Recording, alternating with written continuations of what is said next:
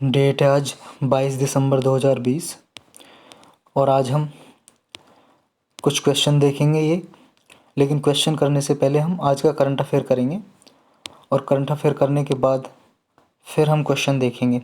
आज के current affair पे बेस्ड और कल के करंट अफेयर पे बेस्ड क्वेश्चन देखेंगे। तो आज के टॉपिक क्या क्या हैं? रिहैबिलिटेशन सेंटर फॉर मंकीज़ इन तेलंगाना, ये पढ़ेंगे। हिमालयन ट्रिलियम, ये क्या है? खुदीराम बोस से रिलेटेड एक न्यूज़ थी, इसे पढ़ेंगे। सेंटिनल आइलैंड कहाँ पे? India US moves over unfinished work, India और यूएस के बारे में क्या न्यूज़ है ये देखेंगे। पॉन्जी स्कीम्स क्या होती हैं ये देखेंगे। नेक्स्ट क्या है? Indigenously developed DRDO systems handed over to army, navy and air force. ये कौन कौन से सिस्टम डीआरडीओ ने डेवलप किए हैं जो अभी आर्मी, नेवी और एयरफोर्स को दिए गए हैं, तो ये क्वेश्चन डिस्कस करेंगे। चलते हैं अपने फर्स्ट टॉपिक पे। फर्स्ट टॉपिक क्या है? फर्स्ट टॉपिक है जी रिहैबिलिटेशन सेंटर फॉर मंकीज़। अभी तेलंगाना में मंकीज़ के लिए, बंदर के लिए एक रिहैबिलिटेशन सेंटर बनाया गया है। ये देखो निर्मल डिस्ट्रिक्ट में चिंचोली विलेज है जी। चिंचोली विलेज के पास एक जगह है, गांडी रामन्ना हरिता वनम। गांडी रामन्ना हरिता वनम, इसकी प्रोनाउंसिएशन तेलंगाना में कुछ अलग हो सकती है। और चिंचोली विलेज में ये, और चिंचोली विलेज कहाँ पे? निर्मल डिस्ट्रिक्ट में, तेलंगाना में, तेलंगाना स्टेट में निर्मल डिस्ट्रिक्ट में चिंचोली गांव के पास ये जगह है जी, जिसके पास ये रिहैबिलिटेशन सेंटर बनाया गया है। ये याद रखना, तेलंगाना का फर्स्ट रिहैबिलिटेशन सेंटर है बंदरों का। रिहैबिलिटेशन सेंटर क्या होता है ये चल रहा होगा आपके मन में, है ना? क्या होता है रिहैबिलिटेशन सेंटर? ये होता है जी, मान लो कोई बंदर बीमार हो गया, मंकीज़, या फिर किसी को चोट लग गई, तो उस मंकी को पकड़ के लेके आएंगे इस रिहैबिलिटेशन सेंटर में, और ये इसकी दवाई वगैरह इसे देंगे, सही करेंगे, इलाज करेंगे इसका, और फिर वापस इसे फॉरेस्ट में, जंगल में छोड़ देंगे कि जा भी है, जी ले अपनी ज़िंदगी। तो ये काम है जी इसका, एक तरह से इनका इलाज करेंगे मंकियों का, अगर कोई बीमार है, चोट लगी हुई है। तो ये रेस्क्यू रिहैबिलिटेशन सेंटर, रेस्क्यू मतलब बचाव करेंगे, रिहैबिलिटेशन उनका सुधार करेंगे और फिर वापस के जाओ जंगल में। तो तेलंगाना का पहला रिहैबिलिटेशन सेंटर है ये। लेकिन याद रखना, ये हमारी कंट्री का दूसरा है। इससे पहले तेलंगाना का तो पहला, लेकिन हमारी कंट्री का, पूरे देश का दूसरा है। इससे पहले हिमाचल प्रदेश में भी बन चुका है ऐसा। तो पूछें first rehabilitation centre for monkeys कहाँ बना है, तो वो है जी हिमाचल प्रदेश में। कहाँ पे? हिमाचल प्रदेश में। और सेकंड तेलंगाना में। ठीक है, यही इसमें देखो, मंकियों को पकड़ा जाएगा फेस्ड मैनर में और रिहैबिलिटेशन सेंटर में लाया जाएगा, जहाँ पे उनका ऑपरेशन किया जाएगा और फिर फॉरेस्ट में दोबारा रिलीज़ कर दिया जाएगा कि जाओ भाई फॉरेस्ट में, अब खेलो कूदो, ठीक हो चुके हो तुम। इतना ही था इसमें। सेकंड क्या है? सेकंड है जी हिमालयन ट्रिलियम। हिमालयन ट्रिलियम क्या है? हिमालयन ट्रिलियम एक ये जी, देख लो पहले आप, फूल पत्ती सी है ये फूल पत्ती सी पौधा सा होता है ये किस लिए काम आता है? मेडिसिन, दवाई बनाने के काम आता है। बहुत अच्छा पौधा है ये, प्लांट। इसका नाम क्या है प्लांट का? Himalayan Trillium. ये एक हर्ब है, दवाई के लिए काम आता है जी, हर्ब मेडिसिन मतलब। कहाँ पे? हिमालयस में पाया जाता है। और अभी आईयूसीएन ने इसे एंडेंजर्ड कैटेगरी में डाल दिया। आईयूसीएन की कुछ कैटेगरी होती है ना, आईयूसीएन की। आईयूसीएन क्या है और कौन सी कैटेगरी होती है, आज इस लेक्चर में सारा बताऊंगा मैं आपको, कोई डाउट रहेगा ही नहीं आपके मन में। आईयूसीएन, अभी सिर्फ इतना जान लो कि आईयूसीएन ने इसे एंडेंजर्ड, कौन सी कैटेगरी में? एंडेंजर्ड कैटेगरी में डाला। ये इंपॉर्टेंट याद रखना है, ये ऐसे पूछ लेता है कौन सी कैटेगरी में, बहुत सारी कैटेगरी होती हैं, वो हम अभी देखेंगे कौन कौन सी कैटेगरी होती हैं। एंडेंजर्ड कैटेगरी में आईयूसीएन ने डाला इसे। हिमालयन ट्रेवल हिमालय में मिलता है और ये होता है, देख लो आप ध्यान से, फ़ोटो खींच लो बिल्कुल नाक की तरह, इसे बसा लो आँखों में। ये हर्ब क्या है? देखो यही ह्यूमंस के लिए यूज़ होता है। और ये यहाँ पे जहाँ पे पाया जाता है हिमालयाज़ में, वहाँ कौन से फॉरेस्ट होते हैं? टेम्परेट एंड सब अल्पाइन जोन है ये, टेम्परेट एंड सब अल्पाइन जोन्स। ये कौन सा होता है जी? आपने देखा होगा, जैसे ये इक्वेटर है, 0 डिग्री भूमध्य रेखा है, जो यहाँ पे फॉरेस्ट पाए जाते हैं ना, उन्हें बोलते हैं इक्विटोरियल फॉरेस्ट। Equatorial forest. और इससे थोड़ा ऊपर 30 डिग्री तक लगभग, इसे बोलते हैं ट्रॉपिकल जोन। इसे यहाँ तक ट्रॉपिकल जोन 23.5 तक लगभग नॉर्थ एंड साउथ में ट्रॉपिकल जोन है। इससे ऊपर बोलते हैं टेम्परेट जोन थोड़ा, फिर पोलर जोन आ जाता है आपका। तो ये क्या है, ये एक बार मैं अच्छे से बता ही दूँ आपको, ये 0 डिग्री, ये मान लो 10 डिग्री, ये इक्वेटोरियल जोन है। इक्वेटोरियल जोन, यहाँ इक्वेटोरियल फॉरेस्ट होता है जो इक्वेटर पे होता है। इस 10 डिग्री नॉर्थ साउथ ये ट्रॉपिकल जोन। फिर ये 30 डिग्री लगभग ये टेम्परेट जोन। टेम्परेट जोन, यहाँ पे टेम्परेट फॉरेस्ट बोलते हैं, जो भी फॉरेस्ट होते हैं, जंगल होता है यहाँ पे, उसका नाम है टेम्परेट फॉरेस्ट, इस जोन के नाम पे ही। और फिर इससे ऊपर पोलर जोन हो जाता है वो। तो ये क्या है, और याद रखना टेम्परेट एल्टीट्यूड पे तो पाया जाता है ये, अर्थ के एल्टीट्यूड से देखते हैं। और मान लो कोई पहाड़ है, माउंटेन है, तो जितना उसके, ये तो हो गया लैटिट्यूड, अर्थ के लैटिट्यूड से जा रहे हैं हम नॉर्थ साउथ में, और ये हो गया एल्टीट्यूड, ऊंचाई पे जा रहे हैं, ऊंचाई मतलब एल्टीट्यूड। तो मान लो कोई माउंटेन ऊंची है और इस, ये माउंटेन है, तो अगर हम लगभग 2.5 किलोमीटर से 4 किलोमीटर तक जाएंगे, 2400 मीटर से 2400 मीटर से 4000 मीटर तक जाएंगे, तो यहाँ पे भी हमें टेम्परेट और सब अल्पाइन फॉरेस्ट मिलते हैं। टेम्परेट और सब अल्पाइन, तो ये क्योंकि जो हिमालयाज है इतनी ऊंचाई पे मिलता है ये, जो ये प्लांट है Himalayan trillium, 2400 metre to 4000 metre. तो उस फॉरेस्ट को, उस जोन को बोलते हैं टेम्परेट सब अल्पाइन जोन। समझे? अब ये याद रखना, ये सिर्फ इंडिया में नहीं पाया जाता है। अगर मान लो स्टेटमेंट में आ जाए किसी क्वेश्चन की, इट इज़ एंडेमिक, एंडेमिक पता होगा ना आपको, ये endemic, endemic ENDEMIC, endemic to India, मतलब सिर्फ इंडिया में ही पाया जाता है क्या ये? अगर ऐसा आ जाए it is endemic to India, ये इंडिया में ही पाया जाता है सिर्फ, कि नहीं, बिल्कुल नहीं। ये कहाँ कहाँ पाया जाता है? इंडिया में, अफ़गानिस्तान में, पाकिस्तान, चाइना, नेपाल, भूटान, सब जगह मिलता है। बस इतना ही था। अब IUCN क्या होता है देख लेते हैं। इसकी फुल फॉर्म है जी international union for conservation of nature. ये नेचर, प्रकृति की सुरक्षा करने के लिए, कंजर्व करने के लिए, प्रोटेक्शन देने के लिए एक इंटरनेशनल ऑर्गेनाइजेशन बनाई थी। किसने बनाई थी? ये जूलियन हेक्सले नाम का एक आदमी ने बनाई थी। याद रखना, ये कोई इंटरनेशनल, कोई इंटर गवर्नमेंटल ऑर्गेनाइजेशन नहीं है कि ये किसी गवर्नमेंट, सारी कंट्रियों ने मिलके या किसी गवर्नमेंट ने मिलके नहीं बनाई है इस ऑर्गेनाइजेशन को, एक आदमी ने बनाया है। लगभग ये मान लो ये नॉन प्रॉफिट ऑर्गेनाइजेशन है, मतलब NGO टाइप है, एक नॉन गवर्नमेंट ऑर्गेनाइजेशन जो नेचर, प्रकृति को प्रोटेक्शन देने में सहायता करती है वर्ल्ड वाइड। और इसका हेडक्वार्टर कहाँ पे? ग्लैंड, स्विट्जरलैंड में। स्विट्जरलैंड एक कंट्री है जी यूरोप में, उसमें एक जगह है ग्लैंड प्लेस, वहाँ पे इसका हेडक्वार्टर है। अब इसकी कैटेगरी कौन कौन सी बांटती है ये देख लेते हैं। इसकी सबसे पहली कैटेगरी होती है डेटा डेफिशिएंसी। जिस भी मान लो प्लांट स्पीसीज, प्लांट या एनिमल का कोई डेटा हम पास नहीं होता तो उसको कैटेगरी में डाल देते हैं डेटा, मतलब उसकी जानकारी, डेटा का मतलब उसकी जानकारी नहीं होती इसके पास, तो उसको डेटा डेफिशिएंट का मतलब, डेफिशिएंट मतलब कमी, डेटा मतलब जानकारी एक तरह से मान लो। तो जिसकी कम जानकारी होती है जिस स्पीसीज एनिमल्स की, उसे डेटा डेफिशिएंट में डाल देते हैं।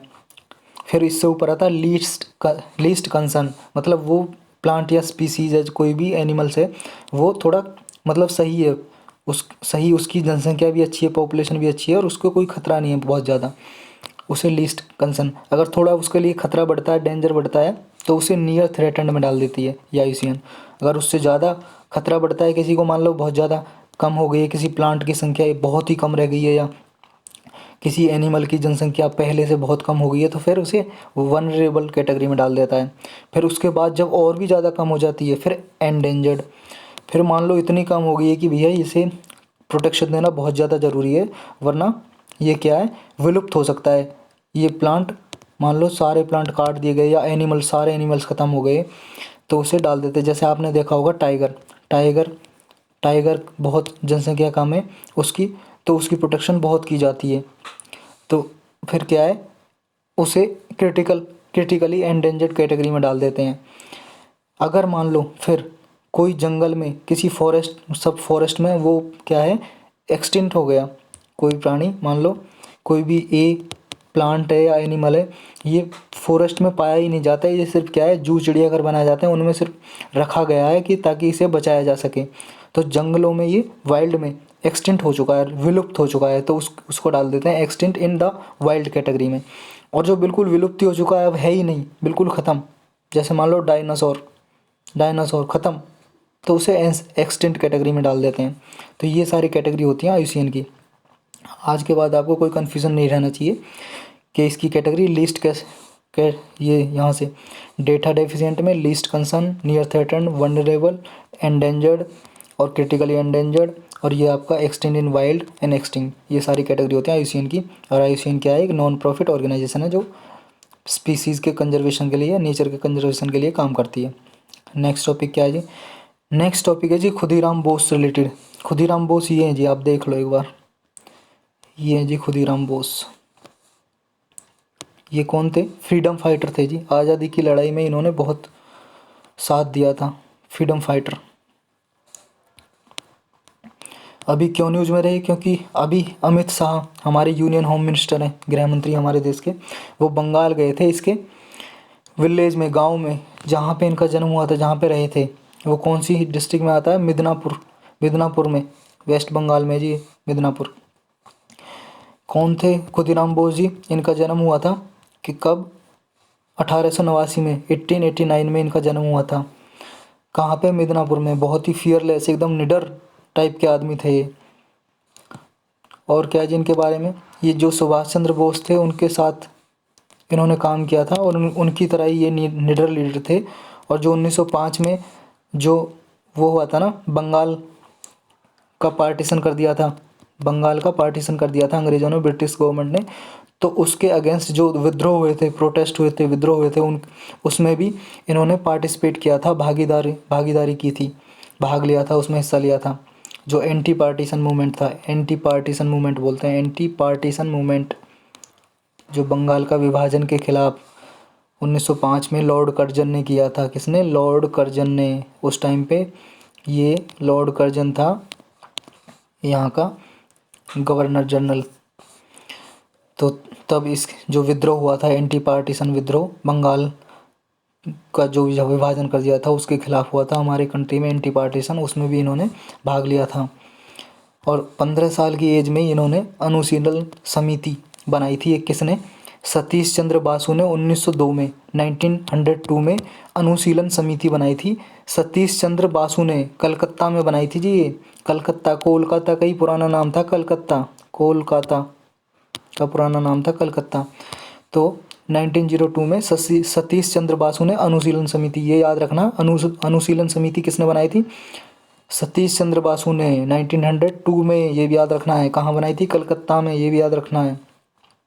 ये क्या थी? एक रिवॉल्यूशनरी एक्टिविटीज़ करती थी, क्रांतिकारी गतिविधियाँ, अंग्रेज़ों के खिलाफ विद्रोह करती थी। ये समिति में मेंबर जो होते थे इसके, अंग्रेज़ों के खिलाफ, कि अंग्रेज़ों भारत छोड़ो, जाओ हमारे भारत से, विद्रोह करते थे।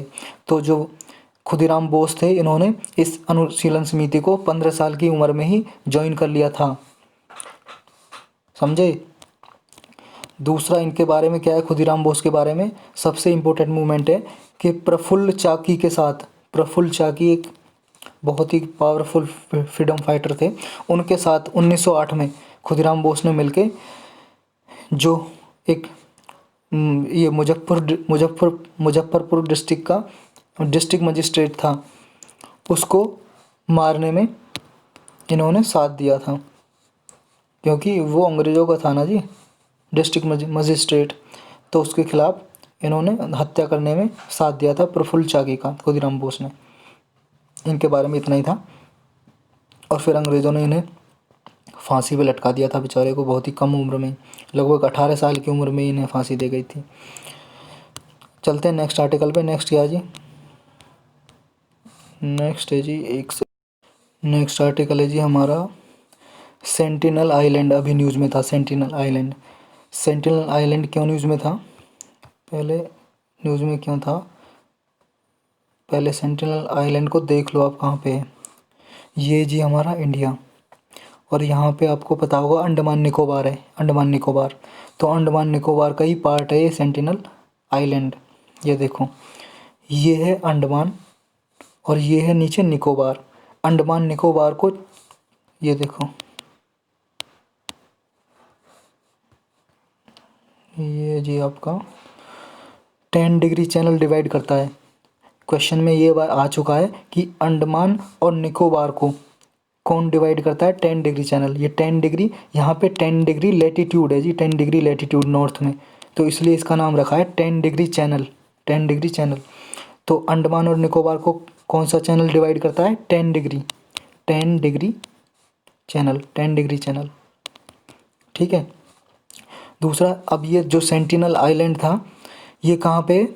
ये देखो, ये जी आपका नॉर्थ सेंटिनल, ये छोटा सा दिखाई दे रहा होगा आपको, बड़ा करके दिखाऊँ आपको, ये देखो, ये जो आपको दिखाई दे रहा है ना ऑरेंज में छोटा सा, ये बीच में, ये जी आपका सेंटिनल आइलैंड।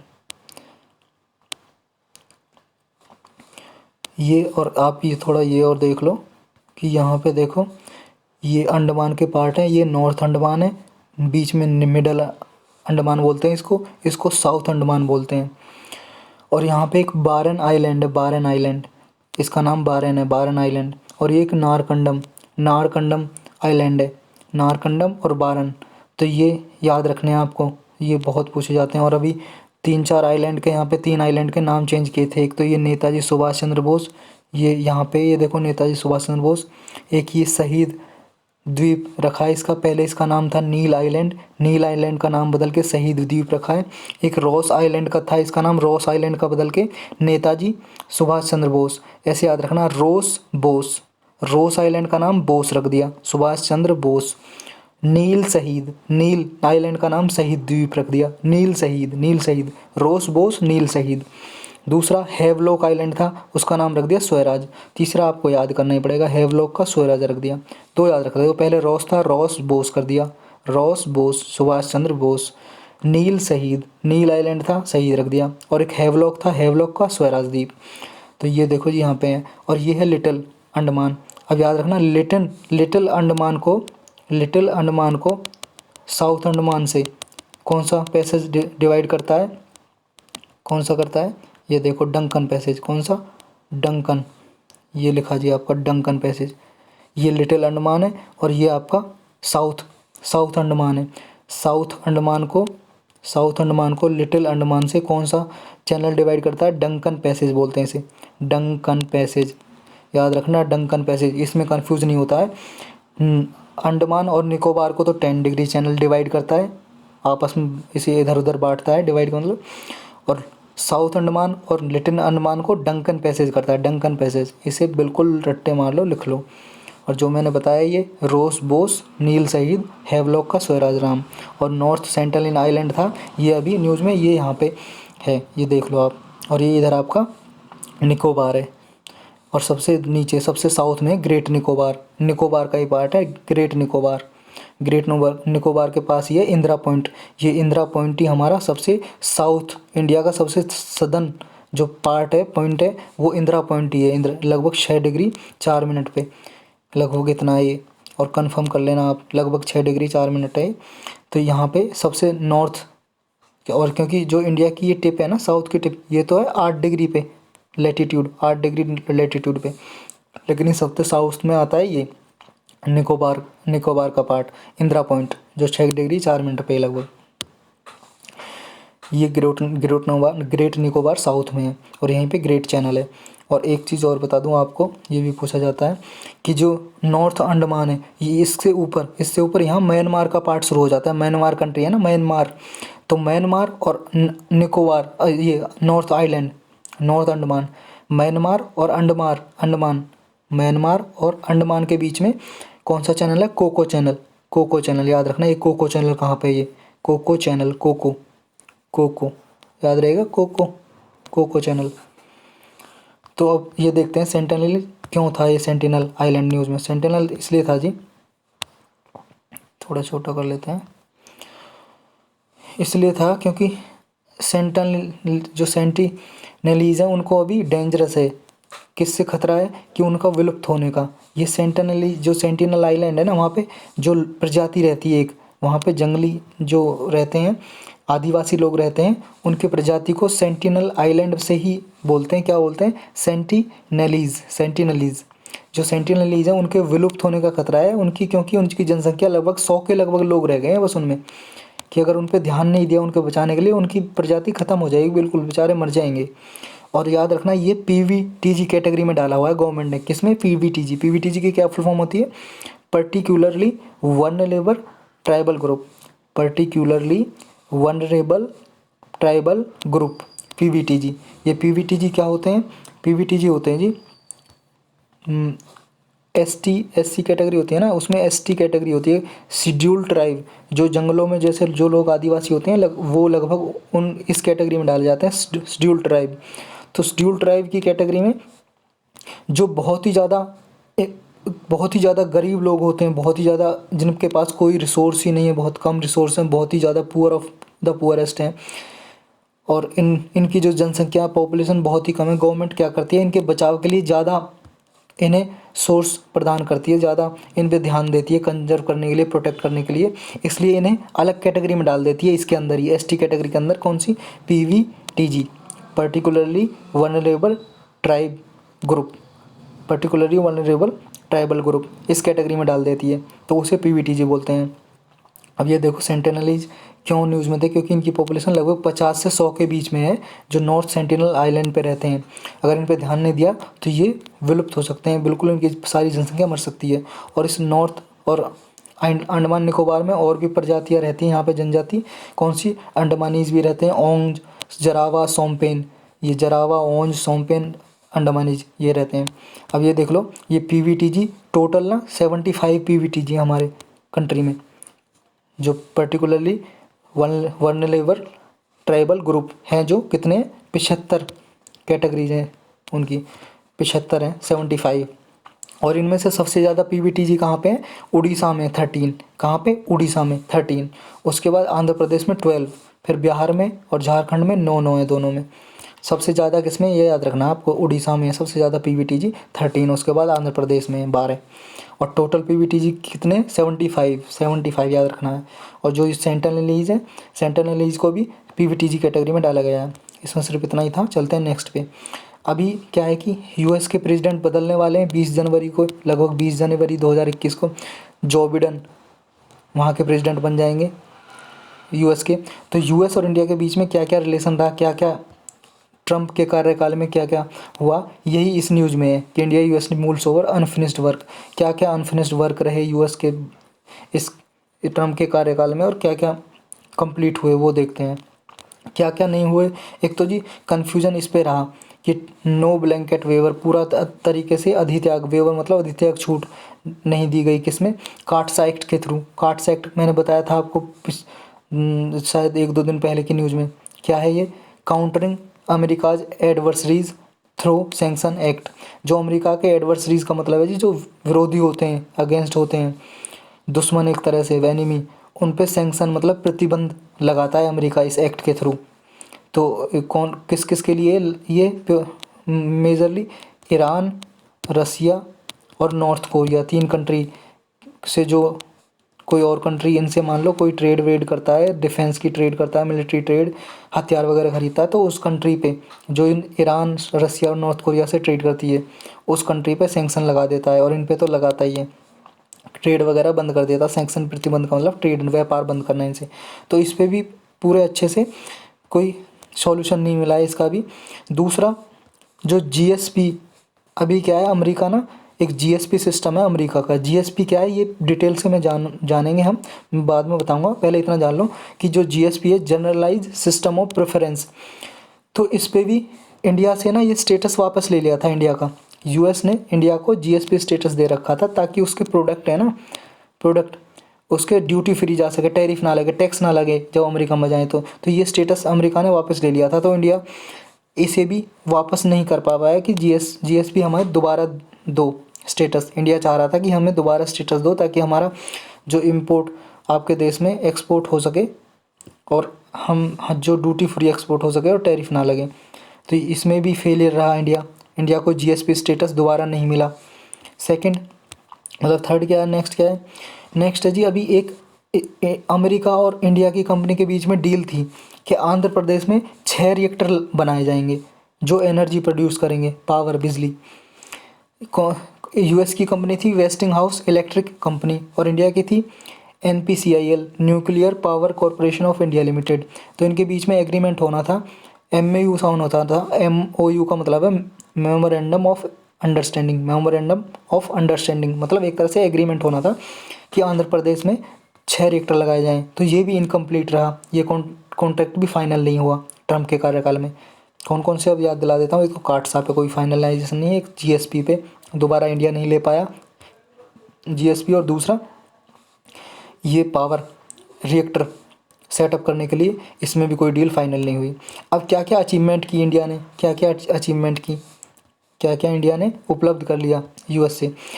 देखो यूएस के साथ डिफेंस पार्टनरशिप हुई। डिफेंस पार्टनरशिप के अंदर क्या क्या साइन हुआ, इंडिया ने ये 4 एग्रीमेंट साइन किए। कौन से?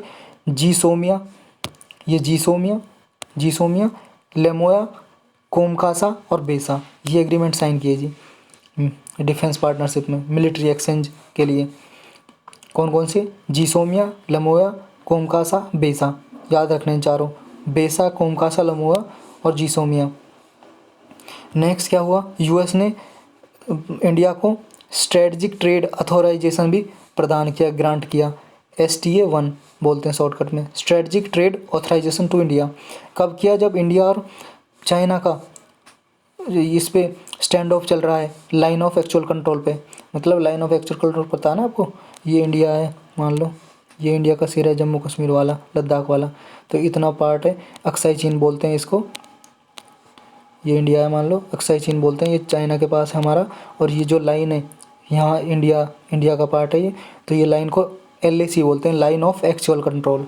तो यहाँ पे क्या है, अभी आपको पता होगा चाइनीज़ जो ट्रूप है यहाँ पे घुस आए थे, चाइना के जो आर्मी है, तो इंडिया चाइना की आर्मी में यहाँ पे भिड़ंत हो गई थी, फाइट चल रही थी।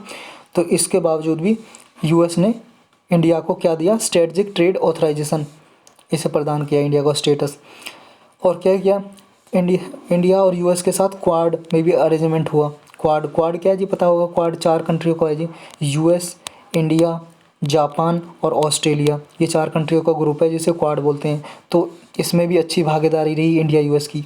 ये 3 अचीवमेंट थे इसके इंडिया के। कौन कौन से? एक तो ये चारों, जीसोमिया, लमोआ, कोमकासा, बेसा पे इंडिया को डिफेंस पार्टनरशिप हुई इंडिया यूएस की। दूसरा, यूएस ने STA स्टेटस दिया, strategic trade authorisation to India दिया। तीसरा, क्वाड अरेंजमेंट, जो दोनों के बीच में अच्छी इनकी केमिस्ट्री रही, ये अचीवमेंट रहे। अब GSP क्या है ये देख लेते हैं। GSP generalise system of preference. US ने क्या किया कि एक 1973 में एक्ट बनाया अमेरिका गवर्नमेंट ने, ट्रेड एक्ट ऑफ 1974 में एक्ट बनाया, ट्रेड एक्ट ऑफ 1974। और इस एक्ट को लागू कर दिया कब? 1976 में। 1976 में इसे इम्प्लीमेंट किया। इसके थ्रू करता क्या है यूएस ने इस एक्ट के अंदर 4800 प्रोडक्ट डाले हैं, मतलब 4800 इसमें वस्तुएं हैं, प्रोडक्ट हैं इस एक्ट में। उन एक्ट पे क्या करता है, जो डेवलपिंग कंट्रीज होती है ना, डेवलपिंग कंट्रीज आपको बताना होगा, डेवलप्ड कंट्री होती हैं कुछ और डेवलपिंग कंट्री, जैसे इंडिया डेवलपिंग कंट्री, ऐसी कंट्रियों को वो ना टैरिफ में छूट देता है। टैरिफ, ड्यूटी, टैक्स, ये सब एक ही चीज़ है जी, बस नाम अलग अलग है। ड्यूटी टैरिफ कब बोलते हैं? मान लो जब कोई दूसरी कंट्री से, एक कंट्री दूसरी कंट्री में एक्सपोर्ट इंपोर्ट करती है तो वहाँ ड्यूटी लगती है, और टैरिफ वर्ड भी वहीं यूज़ होता है। टैक्स हमारे कंट्री वगैरह में यूज़ होता है विद इन कंट्री। तो जब मान लो कोई इंडिया एक्सपोर्ट करती थी यूएस को, तो यूएस क्या करता है, इस जीएसपी जो है ये सिस्टम, इसके थ्रू इंडिया का जो प्रोडक्ट आ रहे होते हैं, जो 4800 कैटेगरी में, मान लो इसमें आलू डाला हुआ है, आलू एक्सपोर्ट कर रहा है इंडिया यूएस को, तो अगर आलू इस कैटेगरी में है तो यूएस क्या करेगा, जैसे मान लो एक कंट्री से दूसरी कंट्री में कोई माल जाता है, मान लो इंडिया में चाइना से कोई माल आया, वस्तु आई, तो इंडिया उस पर टैक्स लगाता है ना, टैरिफ लगाता है कि भाई हम टैक्स लेंगे, जब अपने कंट्री में माल आने देंगे तब तुम बेच सकोगे। लेकिन यूएस क्या करता है, जीएसपी के अंदर कि मान लो इंडिया को कोई माल बेचना है, गुड्स बेचनी है, प्रोडक्ट, आलू, मान लो आलू, और आलू जीएसपी कैटेगरी में आता है, अगर आता है, ठीक है, मान लो कि आता है जीएसपी कैटेगरी में इंडिया यूएस की में, तो इंडिया जब आलू एक्सपोर्ट करेगा यूएस में, तो यूएस क्या करेगा, इस पर कोई टैरिफ नहीं लगाएगा, कोई टैरिफ नहीं लगाएगा, ठीक है हम टैरिफ नहीं लगा रहे, आप बेचो। इससे फ़ायदा क्या होगा, इससे फ़ायदा ये होगा जी, देखो पहले इससे फ़ायदा देखो आप, इससे फ़ायदा होगा कि इससे फ़ायदा होगा जो भी मान लो एक्सपोर्टर हैं, एक्सपोर्ट कर रहे हैं, तो क्या होगा, जब वो एक्सपोर्ट करेंगे तो उन्हें टैरिफ नहीं देना पड़ेगा, टैक्स नहीं देना पड़ेगा। मान लो 10 रुपये का आलू यहाँ से गया और टैरिफ नहीं देना पड़ा, तो यहाँ पे ना वो अपना क्या है 10, 11, 12, 13, 14 में बेच सकता है और प्रॉफिट कमा सकता है यूएस में। लेकिन अगर मान लो यूएस की गवर्नमेंट ने टैरिफ लगा दिया, टैक्स लगा दिया, मान लो कि तुम लगा रहे हो 10 रुपये का, हम 5 रुपये टैक्स लगाएंगे, तो ऑलरेडी 15 रुपये का तो ये हो गया और इसे कमाने के लिए 20 रुपये का बेचना पड़ेगा। तो वहाँ पे मान लो कोई खरीदे ना खरीदे यूएस में, तो क्या है कंपटीशन भी कम हो जाएगा। तो इससे क्या है, जीएसपी से कॉम्पिटिटिवनेस आती है, कॉम्पिटिटिव मोर कॉम्पिटिटिव बनता है प्रोडक्ट, ये फ़ायदे होते हैं इससे, ठीक है। और कोई नया मान लो नया एक्सपोर्टर है, नई कंपनी खोली है, उसको भी मार्केट मिलती है और अच्छा प्रॉफिट मार्जिन होता है इससे। ये जीएसपी के फ़ायदे होते हैं।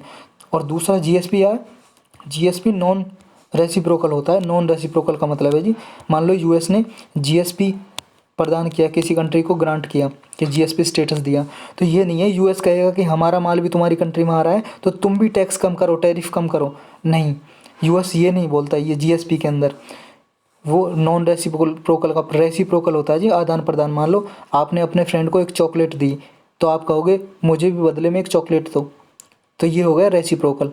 तुमने कुछ बदले में दिया और तुमने वापस कुछ लिया उसके बदले में, तो इसे बोलते हैं रेसिप्रोकल, आदान प्रदान। लेकिन ये नॉन रेसिप्रोकल है, तुमने अपने दोस्त को चॉकलेट दे दी लेकिन तुमने दोबारा उससे कुछ इच्छा नहीं रखी, नहीं मुझे नहीं चाहिए, तो ये होता है नॉन। नॉन मतलब नहीं, नॉन रेसिप्रोकल। तो यूएसपी क्या करता है कि टैरिफ अपने आप, जैसे कोई कंट्री इस पे करती है, एक्सपोर्ट करती है यूएस में, तब तो कोई टैरिफ नहीं लगाता, बिना टैक्स दिए छूट देता है। और यूएस का माल जाता है तो वो कंट्री लगा सकती हैं, वो ये नहीं कहता कि मेरा माल आ रहा है उस पर भी तुम टैक्स मत लगाओ, नहीं। ये डेवलपिंग कंट्रीज़ को फ़ायदा देने के लिए यूएस का सिस्टम है कि जो डेवलपिंग कंट्रीज़ हैं, जो पुअर कंट्रीज़ हैं, वो क्या है, वो भी डेवलप बन सकें, अपना विकास कर सकें, डेवलप कर सकें अपने आप को, और उनका एक्सपोर्ट बढ़ सके और वो वहाँ पे गरीबी मिट सके। यूएस इससे सहायता देता है पुअर कंट्रीज़ को। बस इतना ही था इसमें, जीएसपी समझना था मुझको। चलते हैं अपने नेक्स्ट टॉपिक पे। नेक्स्ट टॉपिक है related Ponzi scheme. Ponzi scheme क्या होती है, पोंजी स्कीम को समझो आप। पोंजी स्कीम होती है जी, मान लो ये एक आदमी है, इसने एक ऐसा सिस्टम चलाया कि इसने एक क्लाइंट बनाया, इसने कहा कि तुम मुझे 100 रुपये दो, 100 रुपये, मैं तुम्हें बेनिफिट दूंगा, कितने का, 10 रुपये का, लेकिन 110 दूंगा, लेकिन जब दूंगा जब तुम आगे और लोगों को जोड़ोगे, और लोगों को ये क्या करेगा, आगे जोड़ेगा। मान लो इसने 3 लोगों को जोड़ दिया, फिर इन पे भी 100 रुपये का लगा, तो 100 रुपये इस आदमी को जाएंगे, तो इसने 3 लोगों को जोड़ा, फिर ये आगे जोड़ेंगे, ऐसे चैन बनती चली जाती है।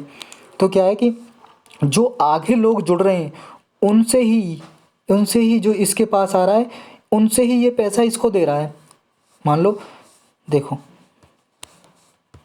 ये आदमी मेन है, इसने एक आदमी जोड़ा, इसने एक आदमी जोड़ा, इसने फिर मान लो 2 आदमी जोड़े, 2 आदमी जोड़े, इनने 2 आदमी जोड़े, इसने 2 आदमी जोड़े, फिर आगे इन्होंने 2, 3, 4, 10 जोड़े। तो जो इनसे प्रॉफिट हो रहा है इसके पास आएगा वो टोटल, मान लो ये 100, ये 100, ये 100, ये 100, 100 रुपये दें, जो 100 रुपये इसके पास गए, 100 रुपये इसके पास गए, इसके 100 भी इसके पास, इसके 100 भी इसके पास, तो ये क्या करता है, इसी 100 में जो इसके 100 आए, इससे 100 आएंगे, इसी के 10 रुपये इसे दे देगा, 110 इसे प्रॉफिट मिलेगा। फिर जो इससे आएगा उसे इसे दे देगा, जो फिर इसके नीचे होंगे उसको इसे दे देगा। जब तक क्लाइंट जुड़ते रहेंगे तो प्रॉफिट इनके पास आता रहेगा, जो इन्वेस्ट कर रहे हैं रुपए। तो एक ऐसी कंपनी होती है कि इन्वेस्टर के ही प्रॉफिट से, जो इन्वेस्ट करता है इन्वेस्टर के प्रॉफिट से, निवेश जो करता है उसको, उसके ही पैसे से दूसरे इन्वेस्टर को प्रॉफिट देता है। यही होती है पोंजी स्कीम में, यही सिस्टम होता है। देखो जी एक बार पढ़ लो, a Ponzi scheme is a form of fraud, is a form of fraud. Fraud का मतलब एक तरह से धोखाबाजी। दैट ल्योर्स का मतलब है लुभाना, ल्योर्स इन्वेस्टर को, निवेशकों को लुभाता है, and pays profit to earlier investor. और पेज मतलब प्रदान करता है, देता है प्रॉफिट, लाभ देता है किसको, पहले इन्वेस्टर को, मतलब जिसने पहले इन्वेस्ट कर दिया है, पहले निवेशक हैं जो, उनको फ़ायदा देता है बाद वाले इन्वेस्टर से जो पैसा कमाया है, with funds from more recent investors. समझ आया, जो बाद में इन्वेस्ट कर रहे हैं और जिन्होंने पहले इन्वेस्ट किया है, ए ने मान लो पहले किया है, बी ने बाद में किया, जो बी से पैसा आ रहा है उसी पैसे को इसको दे देगा। मान लो आप ऐसे कर सकते हो, एक आदमी है, इसने ना ए आदमी से कितने लिए, 10,000 रुपये उधार लिए। इसने कहा कि भैया मैं तुझे ना 10 दिन में दे दूंगा। तो इसने किया, दूसरे आदमी थे भी 15,000 रुपये उधार ले लिए। तो इसने 15,000 उधार लिए, 10,000 इसके दे दिए 15 दिन में। इससे भी कहा मैं तुझे 15 दिन में दे दूंगा। फिर इसने तीसरे आदमी से ले लिए 20,000। मैंने कहा भाई तुझे 10 दिन में दे दूंगा। तो इसने क्या, इसे 15 दिन का कहा था, तो इसे 10 दिन में ही 10,000 दे दी। इसका विश्वास बन गया ना। तो ऐसे ही पैसे दूसरों से लेके ऐसे देता रहता है। एक तरह से ऐसे मान लो, आपको पैसा घूम रहा है, ये बस मांग मांग के दूसरों को दे रहा है, अपना काम चला रहा है। समझ आया? तो इसी में यही है कि विक्टिम बिलीव करते हैं, जो ये इन्वेस्टर होते हैं बिलीव करते हैं कि उनका प्रॉफिट हो रहा है, लेकिन प्रॉफिट प्रोडक्ट से किसी से नहीं हो रहा, कोई सामान मैन्युफैक्चर नहीं हो रहा, बस इन्वेस्टर जो करते जा रहे हैं वही हो रहा है। और जब इन्वेस्टर मान लो जुड़ने बंद हो जाएंगे तो ये पूरा सिस्टम ही फेल हो जाएगा, ख़त्म, सबका पैसा डूब गया। जो बाद के इन्वेस्टर हैं उन्हें कुछ नहीं मिलने वाला है, जो पहले जो इन्वेस्टर हैं उनका बस जो फ़ायदा हो गया। ये किसने चलाई थी ये स्कीम? ये सबसे पहले ना 1920s में 1920 के दशक में एक चार्ल्स पोंजी नाम का एक आदमी था। ये इटली का आदमी था, यूएस में रहता था, यूएस और कनाडा में ये लगभग काम करता था, अमेरिका और कनाडा में, लेकिन था इटली बेस्ड, इटली ओरिजिन का आदमी, चार्ल्स पोंजी नाम का। इसने ये स्कीम चलाई थी। देखो उस टाइम में भी 1920s में कितना दिमाग था। आज भी ये स्कीम योजनाएं चलती हैं, आज भी ये योजनाएं चलती हैं, पोंजी स्कीम जैसी। लोगों को लुभाते हैं, इन्वेस्टर को, और उनका पैसा लूटते हैं। इसमें इतना ही था, बस पोंजी स्कीम बताना था। क्या था, न्यूज़ में था ये अभी। पोंजी स्कीम को ये रोकने के लिए गवर्नमेंट ने अभी स्टेप लिए हैं कुछ, कि इनको पकड़ा जाए जो पोंजी स्कीम चला रहे हैं, और लोगों को बचाया जाए। इसके लिए रूल्स भी बना रखे हैं पोंजी स्कीम के लिए, गवर्नमेंट पकड़ती है जो ऐसे काम करते हैं। नेक्स्ट क्या है, नेक्स्ट टॉपिक है जी, indigenously developed DRDO system handed over to army, navy, air force. अभी डीआरडीओ क्या है, defence and research and development organisation. ये क्या है, इंडिया के लिए ना हथियार वगैरह बनाती है, वीपन्स, आर्म्स वगैरह बनाती है ये एजेंसी डीआरडीओ। मिसाइल सिस्टम हो गया, मिसाइल बनाना, बड़ी बड़ी छोटी मोटी हेलीकॉप्टर्स बनाना।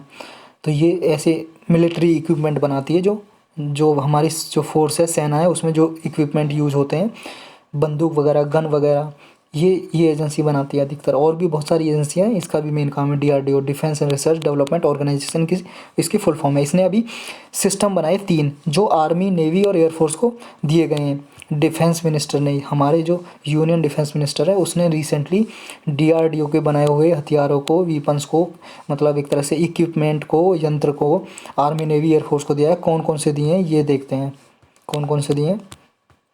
ये देखो जी, इंडियन एक दिया है IMSS। IMSS का फुल फॉर्म क्या है, Indian maritime situational awareness system. क्या है, याद कर लो, Indian maritime situational awareness system. ये किसको दिया है, ये नेवी को दिया है, chief of naval staff navy को दिया है, याद करना है इसे, किसको दिया, नेवी को, IMSS। और अस्त्र MK मिसाइल, ये एक मिसाइल है जी, मिसाइल, अस्त्र MK मिसाइल किसको दिया है, एयरफोर्स को। और बॉस दिया है आर्मी को, बॉस आर्मी। अस्त्र मिसाइल है, मिसाइल ऐसे याद रखो, मिसाइल आकाश में उड़ती है, तो ये एयरफोर्स को दिया, एयर में हवा, आकाश में, और ये दिया अस्त्र किसको, एयरफोर्स को। IMSS किसको दिया, नेवी को। बॉस आर्मी को। और बॉस की फुल फॉर्म क्या है, बॉर्डर सर्विलेंस सिस्टम। अब क्या होते हैं ये सिस्टम जानते हैं। बॉस क्या है, आर्मी को दिया है, ये क्या है, all weather electronic surveillance system. Surveillance का मतलब होता है निगरानी करना, निगरानी, जैसे कैमरा निगरानी करता है ना, कैमरे लगे होते हैं, निगरानी कर रहे होते हैं आपकी। तो ये भी क्या है, एक निगरानी करेगा, बॉर्डर पे लगाया जाएगा ये। अभी क्या है, बॉर्डर पे क्या होता है, जो पाकिस्तान, चाइना की वजह से तरफ से कोई घुसपैठ घुस आता है, तो ये दिन रात काम करेगा ऑल वेदर में, चाहे बर्फ़ पड़ रही हो, चाहे कोहरा हो कितना भी, ऑल वेदर, पूरे किसी भी मौसम में, ऑल वेदर मतलब किसी भी मौसम में काम करेगा ये। तो ये निगरानी करेगा, सर्वेलेंस करेगा उनकी। ये क्या है, देखता रहेगा कोई आ तो नहीं रहा, ये इलेक्ट्रॉनिक सिस्टम है ऐसा। तो कोई भी इंट्रूजन करेगा ना, घुसपैठ करेगा, यहाँ पे कोई भी घुसपैठ आएगा तो उसे अलर्ट कर देगा ये आर्मी को कि यहाँ पे घुसपैठ आया है ये, तो ये इन्फॉर्मेशन देगा। इलेक्ट्रॉनिक सिस्टम है। Border surveillance system. ये रहा बॉर्डर सर्विलेंस सिस्टम। नेक्स्ट क्या है जी आपका, नेक्स्ट है जी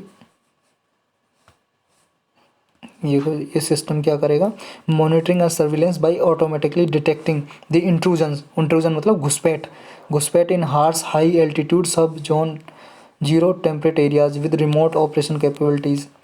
तो ये निगरानी करेगा, उनकी देखभाल करेगा, देखेगा कोई घुसपैठ तो नहीं आ रहा और अलर्ट कर देगा आर्मी को। सेकंड क्या है जी, IMSS क्या है, ये किसको दिया है, नेवी को दिया है, IMSS नेवी को दिया है। ये भी क्या करेगा, इंटेलिजेंस सॉफ्टवेयर है एक, इंटेलिजेंस सॉफ्टवेयर। ये भी जो मैरीन मतलब मैरी टाइम जहाँ पे भी आ जाए, समझ लो ओशियन समुद्र की बात हो रही है कोई, ये भी ओशियंस वगैरह में एक्टिविटी को सर्विलेंस करेगा, ध्यान मतलब इंटेलिजेंट का मतलब है जी उन्हें जानकारी देगा ये नेवी को कि वहाँ पे जिसलिए सिक्योरिटी बढ़ाई जाए, प्रोटेक्शन दी जाए इन एरियाज़ में। नेक्स्ट क्या है, अस्त्र क्या है, अस्त्र MK मिसाइल है, याद रखना, ये दिए एयरफोर्स को।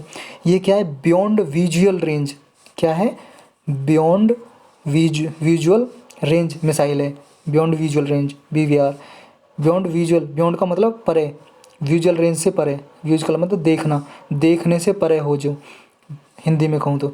लेकिन किसे बोलते हैं बियॉन्ड विजुअल रेंज मिसाइल, किसे बोलते हैं, जो लगभग 37 किलोमीटर से ज़्यादा वार कर सकती हो। मान लो यहाँ से मिसाइल छोड़ी और 37 किलोमीटर 37 किलोमीटर दूर जाके, इससे भी दूर जाके 37 किलोमीटर से दूर जाके किसी भी आदमी को या किसी भी टारगेट को भेज सके, मार सके, ऐसी मिसाइल को बियॉन्ड विजुअल रेंज मिसाइल बोलते हैं। तो अस्त्र जो MK1 मिसाइल है, बियॉन्ड विजुअल रेंज है, 37 किलोमीटर से ज़्यादा ये मार कर सकती है, इसकी क्षमता है, कैपेसिटी है, कैपेबिलिटी है। और इसे सुकोई 30 लाइट कॉम्बैट एयरक्राफ्ट MiG-29K पे लॉन्च किया जा सकता है। ये एयरक्राफ्ट हैं जी, ये हेलीकॉप्टर मान लो, ये हेलीकॉप्टर है, ये हेलीकॉप्टर ये मान लो हेलीकॉप्टर मान लो जी, मुझे पेंटिंग नहीं आती। हेलीकॉप्टर पे रख के इसे, या एयरक्राफ्ट पे, लाइट कॉम्बैट एयरक्राफ्ट पे रख के इस मिसाइल को चलाया जा सकता है और 37 किलोमीटर 37 किलोमीटर दूर तक मारा जा सकता है। तो आज के न्यूज़ में तो सिर्फ इतना ही था जी, लेकिन अब चलते हैं अपने क्वेश्चन पे, जो क्वेश्चन बेस्ड होंगे आज के और कल के करंट अफेयर पे बेस्ड होंगे। ठीक है जी, आज के और कल के करंट अफेयर पे बेस्ड। ये देखो पहला क्वेश्चन देखते हैं अपना। पहला क्वेश्चन है जी, आज ही पढ़ाया मैंने, Sentinelese are native tribe of which of the following.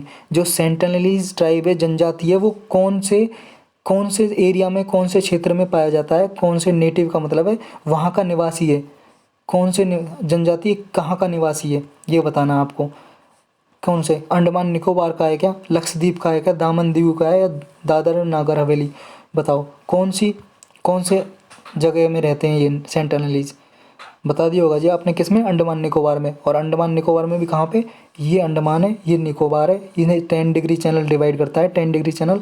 और यहाँ पे साउथ अंडमान और लिटिल अंडमान, इन दोनों को डंकन पैसेज डिवाइड करता है। और यहीं पे नॉर्थ सेंटिनल आइलैंड, और यहीं पे है क्या, कहाँ रहते हैं, सेंटिनलीज रहते हैं। तो किसका पार्ट है, अंडमान निकोबार का। मैंने आज ही अभी पढ़ाया है, बता दिया होगा आपने। नेक्स्ट क्या है, नेक्स्ट है जी, which of the following state of India does not border Bangladesh. आपको बताना है इन दिए हुए स्टेट में से कौन बांग्लादेश को बॉर्डर नहीं लगता इंडिया से, कौन से स्टेट का बॉर्डर बांग्लादेश से नहीं लगता, बताइए। बिहार का नहीं लगता क्या, असम का नहीं लगा, त्रिपुरा का, वेस्ट बंगाल का। इसका सही आंसर है जी बिहार का बॉर्डर बांग्लादेश से नहीं लगता, बिहार का बॉर्डर नहीं लगता। असम का लगता है, त्रिपुरा का, ये वेस्ट बंगाल का। मैप में देखते हैं, देखो ये जी आपका बांग्लादेश इंडिया के साइड में, ये देखो वेस्ट बंगाल, ये वेस्ट बंगाल है, यहाँ से यहाँ तक, यहाँ से यहाँ तक ये वेस्ट बंगाल है, यहाँ तक वेस्ट बंगाल है, ये वेस्ट बंगाल। एक तो वेस्ट बंगाल लग रहा है, बिहार साइड में रह गया ना, बिहार का बॉर्डर नहीं लग रहा ना, क्योंकि वेस्ट बंगाल बीच में आ गया, तो बिहार का बांग्लादेश से बॉर्डर नहीं लग रहा, तो बिहार आंसर है, इसलिए उसका। वेस्ट बंगाल का लग रहा है, फिर देखो असम का लग रहा है, असम का यहाँ लग रहा है, और ये देखो असम का इधर भी लग रहा है, ये मेघालय का बॉर्डर भी लग रहा है बांग्लादेश से, और त्रिपुरा का भी लग रहा है, और मिजोरम का लग रहा है। यहाँ से फिर म्यांमार हो जाता है, ये म्यांमार। तो मिजोरम का भी लग रहा है, त्रिपुरा का भी लग रहा है, मेघालय का, असम का और वेस्ट बंगाल का। ये स्टेट का है, वेस्ट बंगाल, मेघालय, असम का, त्रिपुरा, मिजोरम। चलते हैं नेक्स्ट क्वेश्चन पे। नेक्स्ट क्या है जी, recently union defence minister handed over three handed over three indigenously developed defense research and development organization DRDO systems to Army, Navy, Air Force. Consider the following regarding the same. अभी defence minister ने DRDO द्वारा बनाए गए 3 system दिए हैं army, navy, air force को, जो मैंने अभी कराया है। उनके रिगार्डिंग ये स्टेटमेंट दी गई है। कुछ बताना है सही कौन सी है, इनमें कौन सी करेक्ट स्टेटमेंट है ये बताना है। BOSS is an all weather electronic surveillance system. क्या बॉस एक ऑल वेदर इलेक्ट्रॉनिक्स निगरानी करने वाला सिस्टम है? ये बताना है ये सही है गलत है। IMSS is a high performance intelligent software system providing global maritime situational picture. बताइए इनमें से कौन सा सही है? सिर्फ एक सही है, दो सही है, दोनों सही है, दोनों गलत हैं, ये बताना आपको। इनमें देखो जी दोनों सही हैं। बॉस क्या है, एक ऑल वेदर मैंने बताया था ना, ये आर्मी को दिया है। All weather electronic surveillance system, electronic border पे लगाए जाएंगे, सर्विलेंस निगरानी करेंगे।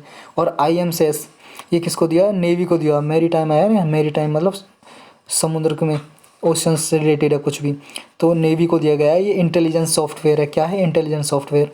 और तीसरा कौन सा दिया था? अस्त्र